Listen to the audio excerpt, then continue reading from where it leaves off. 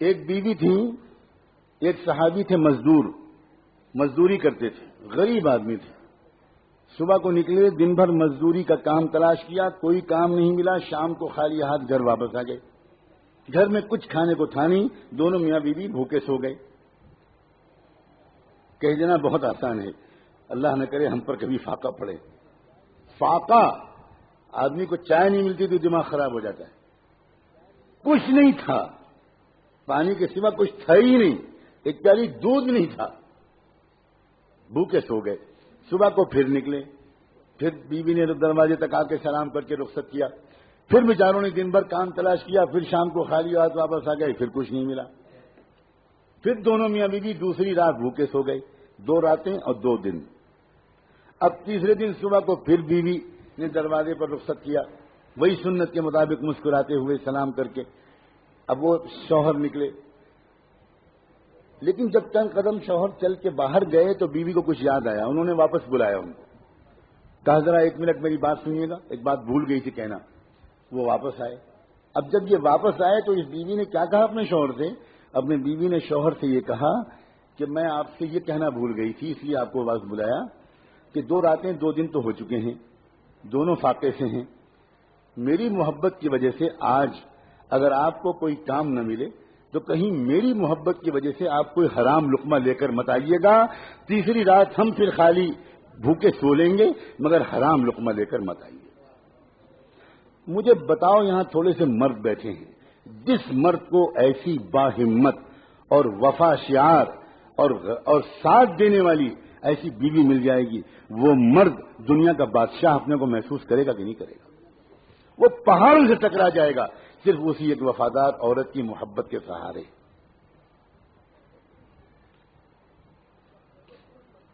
آج تو خوش کرتے کرتے مردوں کی جان نکلی جا رہی، کمر ٹیڑھی ہوئی جا رہی، اوور ٹائم کر رہے ہیں، نمازیں چھوڑ رہے ہیں، پھر بھی بیوی خوش نہیں ہوتی اور مرد پریشان رہتا ہے کہ میں کیسے خوش رکھوں تم کو، کروں کیا؟ گھر کے اندر کے سکون کا سرچشمہ وہ عورتیں ہوا کرتی تھی جو یہ کہتی تھی کہ آپ کی صحت مجھے عزیز ہے، آپ زیادہ محنت مت کیجیے، میں چٹائی پر سو لوں گی، پنکھا جھل جھل کے اپنی گرمی کو برداشت کر لوں گی، مگر خدا کے لیے اپنی صحت مت خراب کیجیے. جب بیوی شوہر سے یہ کہے گی کہ آپ اپنی صحت کا خیال رکھیے، اتنا زیادہ مت کمائیے کہ آپ کی صحت خراب ہونے لگے، اتنا ٹینشن مت لیجیے، سادہ سے زندگی گزارنے میں بڑا مزہ ہے، ذرا بچوں کے پاس بیٹھیے، وقت دیجیے بچوں کو. آپ صبح سے نکلتے ہیں، رات میں آتے ہیں، 2 سال 3 سال دوسرے ملک میں رہتے ہیں، یہ کوئی زندگی نہیں ہے. میں اس طرح کی زندگی گزارنا نہیں چاہتی. جو عورت اس طرح کی بات اپنے شوہر سے کہے گی، آپ بتاؤ اس گھر میں سکون کی جنت ہوگی کہ نہیں؟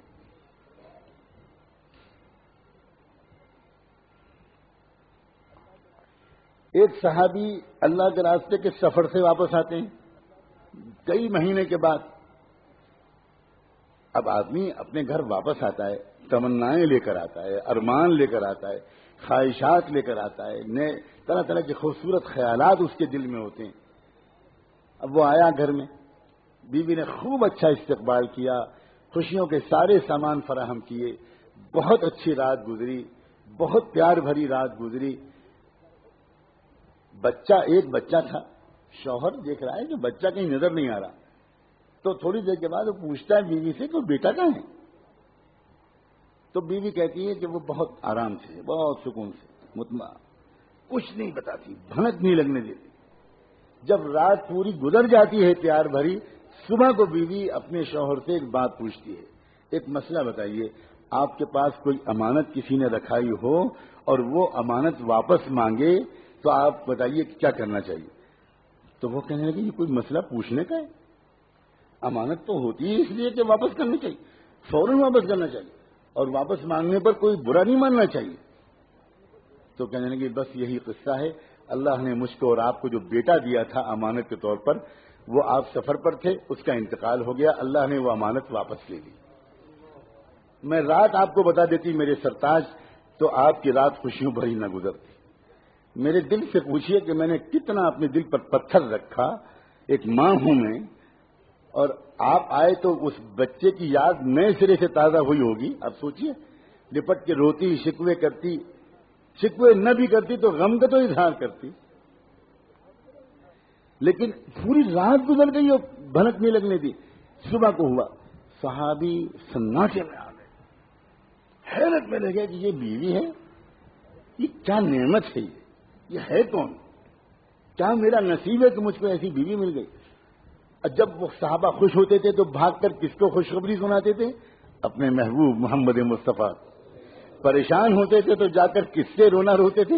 محمد مصطفیٰ صلی اللہ علیہ وسلم. وہ چہرہ ہی ان کا ایسا تھا کہ ان کو دیکھ کر سارے غم بھول جائیں, اور خوشخبری بھی سب سے پہلے انہی کی خدمت میں, اس لیے کہ وہ جانتے تھے جو مل رہا ہے انہی کے قدموں اور دعاؤں کے طفیل مل رہا ہے.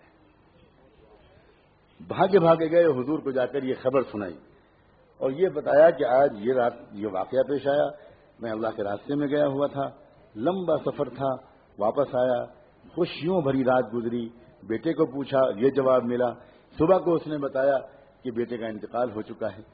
اللہ کے رسول صلی اللہ علیہ وآلہ وسلم تھوڑی دیر عجیب کیفیت میں آئے اور اس کے بعد کہنے لگے, جنت میں تم دونوں کو اپنے ساتھ ٹہلتا ہوا میں اللہ کے یہاں دیکھ رہا ہوں. جا کر بیوی کو خوشخبری سناؤ, جا کر بیوی کو خوشخبری سناؤ, میرے ساتھ والی جنت نصیب کر دینے کا اللہ نے آج فیصلہ کر دیا, اور اس سے بہتر خوش نصیب بیٹا تم کو ملے گا, اور نسلوں میں تمہارے بیٹوں میں, تمہاری نسل میں, ہر نسل میں امت کا بہت بڑا عالم پیدا ہوگا. ایک بیوی کے وفا اور اخلاق اور صبر کے نتیجے میں 700 سال تک امت کو جو فقہا اور محدثین ملے ہیں, اس میں ہر زمانے کا سب سے بڑا فقیہ انہی کی اولاد سے ہوتا تھا. یہ ہے برکت. ایک عورت اتنی برکت والی ثابت ہو سکتی ہے. میرے آقا نے یوں ہی کہہ دیا کہ خیر متاع الدنیا المرأة الصالحہ, دنیا کی سب سے قیمتی نعمت, سب سے بڑھیا نعمت ایک نیک بیوی ہے. حضور فرما رہے ہیں المرأة الصالحہ. اور تو آپ اتنی اہم مخلوق ہو, نہ مردوں نے آپ کو پہچانا نہ آپ نے خود اپنے کو پہچانا. سچی بات ہے, مردوں نے بھی آپ کو کس نگاہ سے دیکھا؟ آپ سے خالی کام نکالے, آپ کو خالی گھر کے کام میں جوت دیا, آپ کو ڈانٹا, آپ کا دل دکھایا, نہ آپ کو ولایت کے راستے پہ چلایا, نہ آپ کو ذکر سکھایا, نہ آپ کو اللہ کی محبت سکھائی, نہ آپ کو تہجد سکھائی, نہ آپ کے اندر اللہ کے رسول کا عشق پیدا کیا, نہ مردوں نے کیا, نہ آپ خود اپنے کو پہچانی. آپ بھی خیر سوائے ہونٹوں اور آنکھوں اور چوڑیوں اور بندوں اسی میں لگی رہتی ہیں, بخالی اسی کے تذکرے, اسی کی تعریف, اسی کی برائی. اور پھر اس کے بعد جب دل آپ کا چھوٹی چیزوں میں الجھتا ہے تو پھر حسد پیدا ہوتا ہے. آپ اس کے کان بھرتی ہیں, اس کے کان بھرتی ہیں, اس کے خلاف شکایت کرتی ہیں, شوہر کو اس کی بہن کے خلاف بھڑکاتی ہیں, شوہر کو اس کی ماں کے خلاف بھڑکاتی ہیں, پھر ساس اور بہو کے جھگڑے کھڑے ہوتے ہیں, پھر نند اور بھاوج کے مسائل کھڑے ہوتے ہیں, اور گھر ایک مہابھارت کا میدان بن جاتا ہے. اور آدمی اس گھر پر لالچ بھیجتا ہے. دیندار آدمی مسجد میں وقت گزارتا ہے, مارا مارا پھرتا ہے, بھاگا بھاگا پھرتا ہے, اور دنیا سمجھتی ہے کہ دین کا بڑا کام کر رہا ہے, حالانکہ اصل میں شاید بھاگنے کی وجہ یہ ہے کہ اس کے گھر میں سکون نہیں ہے. اور جو دنیا دار آوارہ لوگ ہیں وہ شراب خانوں میں اور جوئے خانوں میں پناہ لیتے ہیں, اور صرف اس لیے کہ گھر کا سکون ندارت تھا, اس لیے سب چوپٹ ہو گیا. یہ تو گھر کے اندر سکون کے پھیلانے کا ہنر ہے, اور تو تمہارا دین اصل میں یہ ہے. اسی لیے حضور نے فرمایا ایما امرأۃ صلت خمسہا وصامت شہرہا واطاعت بعلہا دخلت الجنۃ من ای باب شاءت. کوئی بھی عورت ہو وہ خالی اتنے سے کام کر لے, 5 وقت کی نماز پڑھ لے, رمضان کے روزے رکھ لے, اللہ علیہ مہربانی اللہ کے رسول کی. وہ جانتے ہیں کہ میری امت کی عورتوں کو بچے بھی پالنے ہیں, ان کو دودھ بھی پلانا ہے, ان کو بچوں کو پیٹ میں رکھنے کی تکلیف بھی برداشت کرنی ہے, ان کو بچوں کو جنم دینے کی تکلیف بھی برداشت کرنی ہے. اس لیے نفلی روزے میں اپنی امت کی عورتوں سے نہیں کہوں گا کہ وہ رکھیں, وہ خالی فرض روزے رکھیں, انہیں صحت کمزور ہو جائے گی. تھوڑے بہت روزے شوق میں رکھ لیں, لیکن زیادہ نفلی روزے رکھنا میں اپنی امت کی عورتوں سے نہیں کہتا. میں زیادہ نفلی نمازوں کو بھی نہیں کہتا. خالی یہ عورت اپنی نیت ٹھیک کر لے تو یہ اپنے بچے اور شوہر کی خاطر جو رات میں جاگے گی, اولیاء اللہ کو تہجد میں وہ ثواب نہیں ملے گا جو بچے کی خاطر جاگنے میں اس ماں کو ثواب ملے گا. گھر کے اندر کا سکون اس کا سینٹرل عورت ہے. اور آپ عورتوں سے صرف ایک ہی بات عرض کرنا ہے، وہ سکون دینے کا گر سیکھ لیجیے، بجائے اس کے کہ اس کی شکایت کر رہی ہیں، اس کی شکایت کر رہی ہیں، اس سے ناراض، اس سے ناراض. یہ بہت گندی زندگی ہے، یہ بالکل دنیا اور آخرت کو برباد کر دینے والی چیز ہے. آپ اگر اللہ سے اللہ اللہ کرنے لگیں چپکے چپکے، عورتوں کے ذکر کے لیے یہ نہیں بتایا جاتا کہ وہ مردوں کی طرح پہلے تنہائی میں بیٹھیں تب ذکر کریں. عورتوں کے ذکر کے لیے بتایا جاتا ہے اپنے کام کرتی رہو، اللہ اللہ کرتی رہو، درود شریف پڑھتی رہو، کپڑے دھوتی رہو، کچن میں کام کرتی رہو، گھر کو صاف رکھو، بچے کو نہلا رہی دھلا رہی ہو، لوریاں سناتی رہو، اللہ اللہ کرتی رہو، اچھے کلمے پڑھتی رہو، بس یہ تمہارا ذکر ہے. فرمایا ایما امرأۃ 5 وقت کی نماز پڑھ لے، رمضان کے روزے رکھ لے اور اپنے شوہر کو خوش رکھے، بحث نہ کرے، جنگ نہ کرے، اپنے آپ کو بالکل بالکل حوالے کر دے، بالکل حوالے کر دے.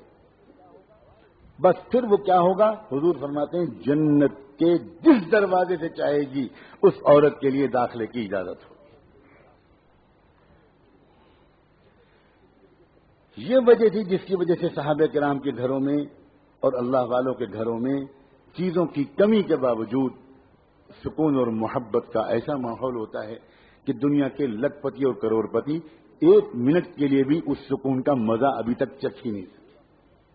وہ جانتے ہی نہیں ہیں کہ سکون کہتے کس کو ہیں.